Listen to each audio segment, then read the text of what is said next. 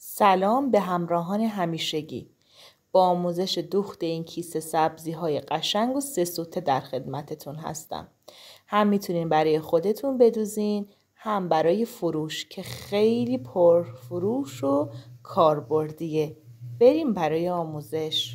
دوستان، برای دوخت کیسه سبزی این سایز متوسطش هست. شما به اندازه 5 سانت از عرض و طول کار کم کنید، سایز کوچیک میشه. 5 سانت هم به طول و عرض کار اضافه کنید، سایز بزرگتر میشه. برای این مدل کیسه سبزی ها دارم تاکید میکنم. طول کار ما 70 سانتی متر هست و عرض کار ما 36 سانتی متر، 36 37. کارتون رو از قسمت وسط، از قسمت طول تا بزنید، خط اتو بندازین که به این حالت بشه. ببینید به این حالتی بشه. مشما و آستری هم براش دقیقاً به همین اندازه ببرین. این آستری که من از آستری تترون استفاده کردم، شما میتونید از متقال، چلوار، تترون یا همون پارچه کتان نخ استفاده کنید. و آستری هم که مشما هم که من از مشمای بچه استفاده کردم، شما میتونید از مشمای بیمارستانی هم استفاده کنید. من برای قسمت روی کار میخوام پنل بدوزم. شما استفاده از پنل کاملا سلیقه‌ای هست. پنلتون رو نزدیک درب کیسه و طوری قرار بدین که پنل به سمت خودتون باشه، یعنی به این حالت نباشه. پنل باید روش به سمت درب کیسه باشه.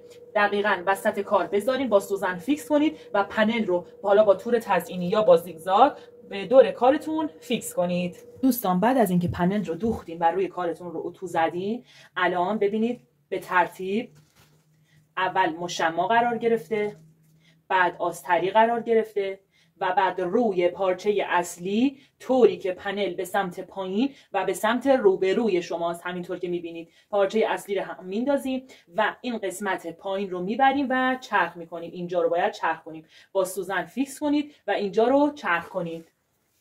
از اینکه دوستان این درز رو دوخت کردین، یک سمت پارچه روی پارچه است به سمت شماست، یک سمت دیگه آستری و مشما هستش. به این حالت الان کارتون رو از وسط تا میزنید این درز وسط. ببینید این درز دقیقاً روبروی این درز دیگه هست، کامل روبروی هم فیکسشون کنید. این خیلی نکته مهمیه. به این حالت روبروی هم دیگه فیکسشون کنید. قسمت پایین پارچه رو هم روبروی هم دیگه فیکس کنید به این حالت.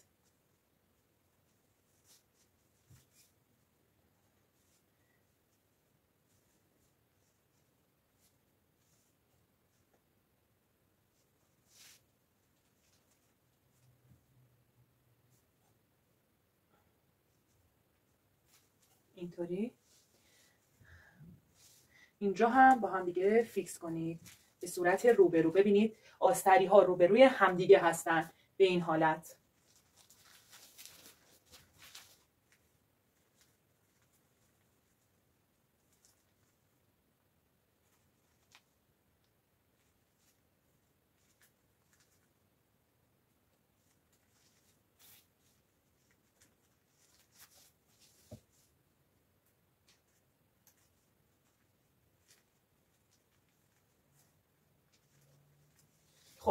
الان ببرین زیر چرخ و خطوطی که من به شما نشون میدم رو چرخ کنید. ببینید این خط پایین رو چرخ کنید. اینجا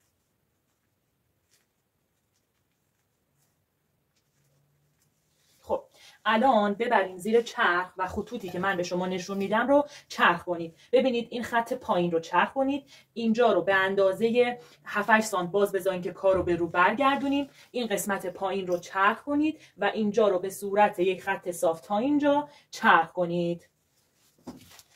کارم رو دوختم، اضافه درز این قسمت ها رو سبک کردم، از جایی که باز گذاشتم به رو برش میگردونم.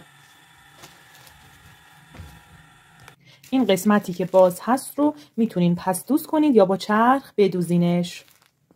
از این که داخل کارم پس دوز کردین، الان کار شما به این شکل آماده است. باید چی کار کنید؟ باید این لبه رو کاملا ببینید بدید بیرون.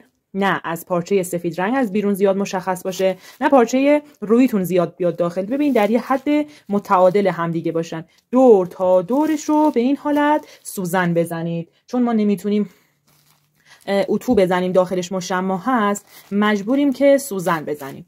در این مرحله اگر دوست داشتین لبه کارتون رو تور بدوزین، در غیر این صورت میتونین لبه رو یه دوخت برین. من لبه کارم رو اینجا رو یه تور تزیینی میدوزم.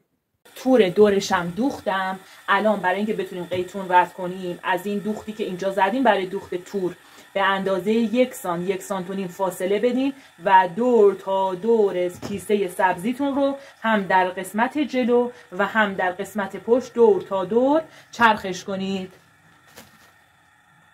ببینید 1 سانت و نیم هم اومدم پایین دوخت زدم. یه درز بغل دارین اینجا که قبلا دوختین این درز بغل رو. این درز یک فاصله بین خط 1.5 سانتی و توری که دوختین هست. اینجا این فاصله رو دوختش رو بشکافید. ببینید